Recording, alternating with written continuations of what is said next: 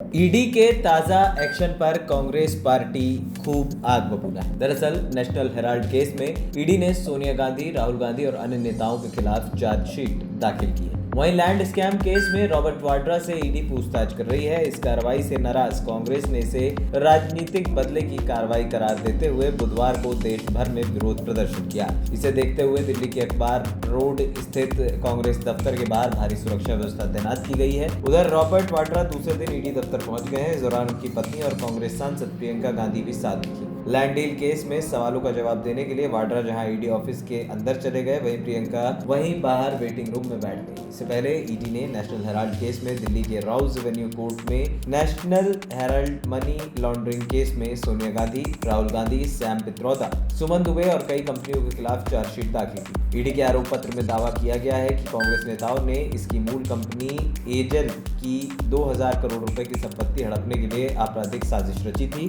और इसके लिए उन्होंने 99% शेयर महज 50 लाख रुपए में अपनी उस निजी कंपनी यंग इंडियन को ट्रांसफर कर दिए। इस कंपनी में सोनिया गांधी और राहुल गांधी के सबसे अधिक शेयर हैं। ईडी ने इस मामले में 661 करोड़ रुपए की संपत्ति जब्त करने की प्रक्रिया भी शुरू की।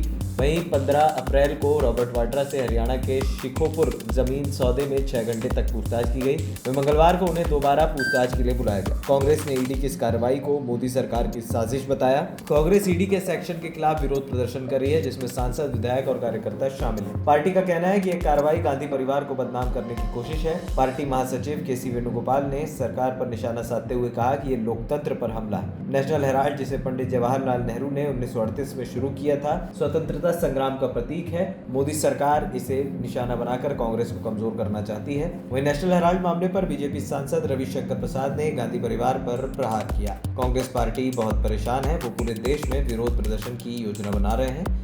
उन्हें विरोध प्रदर्शन करने का अधिकार है, लेकिन जमीन लूटने का अधिकार नहीं। नेशनल हेराल्ड के शुरुआत में 5000 शेयर धारक थे। ये कभी गांधी नेहरू की संपत्ति नहीं है। आपको बताते हैं नेशनल हेराल्ड केस में कब क्या हुआ। अगस्त 2014 में ईडी ने मनी लॉन्ड्रिंग का केस दर्ज किया। 2015 दिसंबर में कोर्ट ने सोनिया, राहुल को जमानत दी। 2023-24 में ईडी ने संपत्ति जब्त करने की शुरुआत की। वहीं अप्रैल 2025 में 661 करोड़ की संपत्ति के लिए ईडी का नोटिस गया और 15 अप्रैल 2025 को ईडी ने पहली बार चार्जशीट दाखिल की। उधर Robert Vadra land deal case में सवालों का जवाब देने के लिए लगातार दूसरे दिन ईडी दफ्तर पहुंचे। इस दौरान रॉबर्ट वाड्रा ने कहा कि ये बहुत दुर्भाग्यपूर्ण है। मुझे लगता है कि लोगों को अब एजेंसियों पर भरोसा नहीं रहा, क्योंकि देश में हर कोई ये समझ गया है कि ईडी और अन्य एजेंसियों का दुरुपयोग उन लोगों पर दबाव बनाने के लिए किया जा रहा है जो सरकार के गलत कामों को उजागर करते हैं। सरकार हिंदू और मुसलमानों के बीच विभाजन पैदा करने की कोशिश कर रही है। ये सब असली मुद्दे से ध्यान भटकाने के लिए किया जा रहा है। रॉबर्ट वाड्रा ने लैंड डील केस को बदले की कार्रवाई करार दिया। मंगलवार को ईडी के समन पर पैदल ही चलकर जांच एजेंसी के दफ्तर पहुंचे। वहां उन्होंने पत्रकारों से बातचीत में कहा कि ये सियासी प्रतिशोध है। मैंने हर सवाल का जवाब दिया है। जब भी कांग्रेस मजबूत होती है, सरकार हमें निशाना बनाती है। वहीं बीजेपी ने कांग्रेस पर हमला बोलते हुए कहा कि गांधी परिवार कानून के ऊपर नहीं है। पार्टी का कहना है कि यह कार्रवाई भ्रष्टाचार के खिलाफ है, न कि राजनीति से प्रेरित। कांग्रेस के प्रदर्शन और ईडी की कार्रवाई से सियासी तापमान बढ़ गया है। ये देखना बाकी है कि क्या ये मामला गांधी परिवार और वाड्रा के लिए नई मुश्किलें खड़ी करेगा या कांग्रेस इसे सियासी हथियार बनाकर सरकार पर हमला बोलेगी। एएनपी टाइम्स की रिपोर्ट।